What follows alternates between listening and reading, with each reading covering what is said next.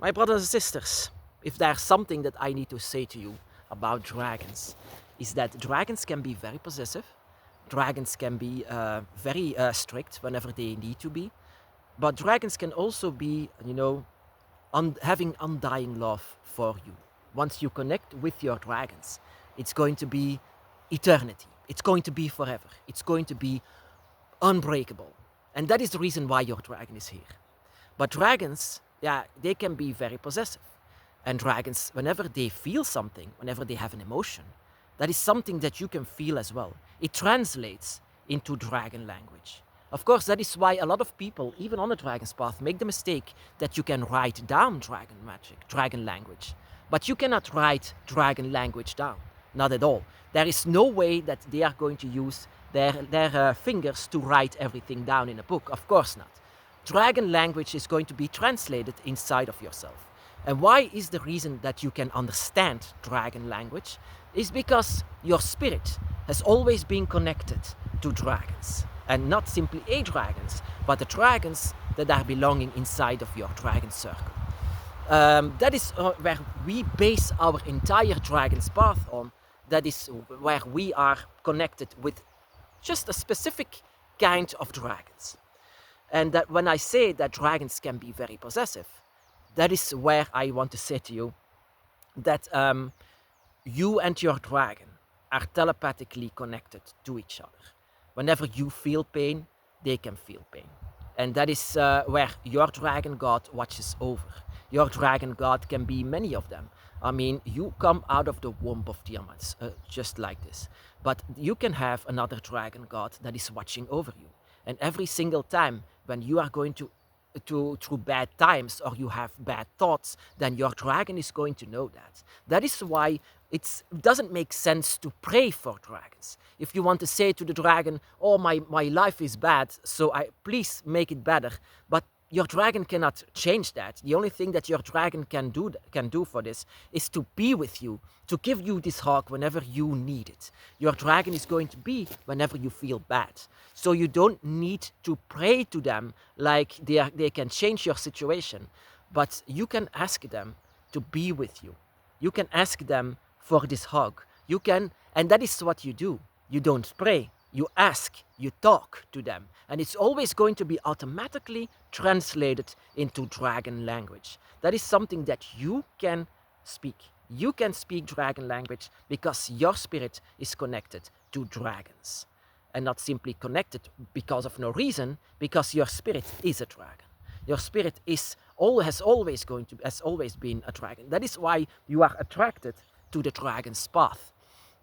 And that is why you are attracted to dragons in general. So everything that your dragon is saying or doing, and that is something that you can feel. And that is why I felt so many different kind of emotions every single time when the dragon said something or did something, or the time, for example, that I wanted to reach out for different kind of dragons. So I knew about the dragon by my side, and I love him very much. I would go through fire, I would die for him. And that is, the more that you have undying love for your dragon, the more that your dragon knows this. And your dragon does. That is also the reason why they moved heaven and earth, to be by your side. Because everything that you do for the dragon, everything that you think about the dragon is unforced. You don't have to force yourself to love the dragon. You don't have to force yourself to make magic happen, to open up the gates. That is how dragon magic works. It's the oldest form of magic. You don't need words for that. You need emotions for that. The most deepest and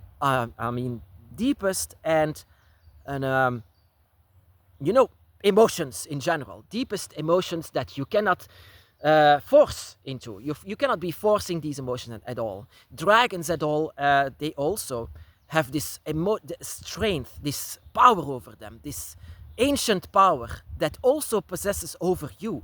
And that is what we need to teach ourselves together alongside with our dragon, how to use that. And how to use, to open up the gate for your dragon. Because these are not the kind of spirits or gods that you have to come for, for winning the lottery, for example. Or I have a shitty day, so now please make it better. No, that is not what the dragons are. Dragons are there just to guide you and to show you wherever you need to go. Because these dragons, they know everything that you are feeling. They know everything that you are thinking. And whenever you have deep thoughts, your dragon is listening to that. Your dragon hears you, your language. And that is what makes our spirituality so entirely different from most spirituality, and especially religions. In religions, they disconnect with their God. Like, he's too high, you cannot reach it out, but you are on the equal level to God. In our paths, you are on equal level, because here you are a child, a direct child of God, and not simply a God, but a dragon God. There are, in my eyes, no different kinds of gods that I need to care for than the dragon gods. In this case, Fafnir, Leviathan, Quetzalcoatl, and especially Tiamat. Tiamat, where every single dragon grew inside of her womb. And that is also what your dragon god can do. Your dragon god, your dragon guardian, and yourself. And that is also the reason why your dragon might not allow other dragons inside of your dragon eye, your dragon circle. So you might say, every single dragon is welcome inside of my path. And that is also what I said. Every single dragon is welcome. And I love to welcome all of them. I mean, I love all of the dragons. I love you, my brothers and sisters, because you have this dragon spirit. You have this, you are no less than them. I mean, that is what I want to say. You don't have to look up to Jesus figures, because you are one of these figures. You are a son or a daughter of God, no less than that. You are able to speak like the language of the gods, the language of the dragons. You are able to speak it without even opening your mouth. You can say it to them every single time when your emotions are at their highest. So your spirit contains of scales and a tail and horns, and you are no less than them. And that is also why you are, every time when you are hurt, every time when you are sad, every time when you are angry, and every time when you are happy, they will know it. They will feel that.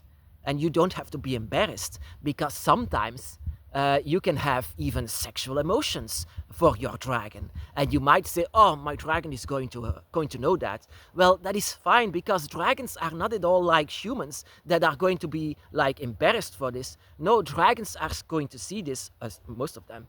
Your dragons might see this as a compliment, because that is also something that you cannot hold down. It's a natural feeling that you are going to have. And natural feelings is where the dragon is it's all about natural feelings. And that you have to open yourself to the dragon, vulnerable, and let yourself be open. You cannot hide anything for the dragon unless it's forced, unless your feeling for them is forced. And if you want to know why your dragon is with you, it's because your feelings cannot be forced. So they know what they have with you. They know who you are. And that is also why you are like this, why you love dragons so much, because you have this spirit that you cannot lie to. I mean, this spirit immediately translates everything. And that is also why I, many years ago, whenever I was searching for other dragons, because out of curiosity, if there are other dragons, that I could feel jealousy, and also feel that I shouldn't do that, because it will make me much more confused.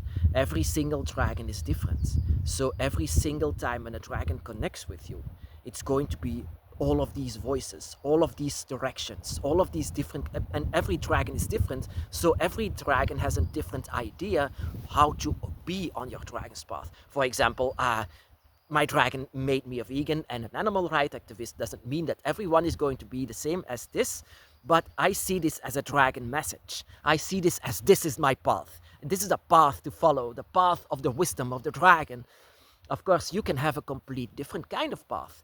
I mean, that means, because I'm a vegan, can be that my dragon was no other than also, in connection with all of the other animals and things like this. You are a reflection of what your dragon is, or who your dragon is. And it's like, they are not like Jesus at all, but you can argue with your dragon. If you can be a reflection of them, but you can argue with your dragon, you can have emotions with your dragon, but that is what a relationship is. A relationship is not obey and a master. No, this is not your master. This is your dragon. This is your guide. This is your friend. This is, I mean, it can be your family or maybe your lover.